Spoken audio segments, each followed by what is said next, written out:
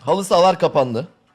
Hafta sonu sabah 10 ile akşam 8 arası dışarıda istediğinizi yapabilirsiniz. Dışarı çıkabilirsiniz. Ama